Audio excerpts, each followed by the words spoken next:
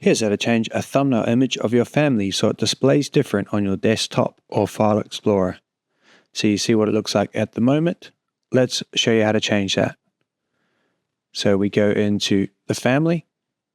When I decide a view that I want, I'm going to click down here and save orientation and lock view and call it preview.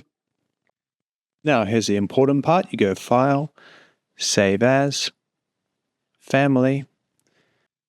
When you go to save it, you click Options, you click your thumbnail preview. So you click the view that you've just created and remember to tick regenerate if view sheet is not up to date and click OK and then save. And so you can see here, we've got our new view. Here's the old one, here's a new one. Now, if you want to take that to the next level, as you can see in my thumbnail, I've created a rendered version of it. Now, I don't particularly like the rendering within Revit, so I'm going to use an Enscape image instead. So I will duplicate this ref view.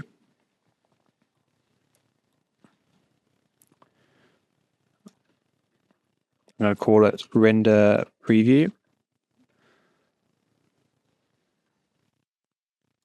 I'm going to hide all the elements and then insert import image.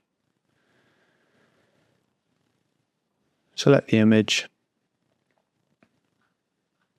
And now we do the exact same process as before.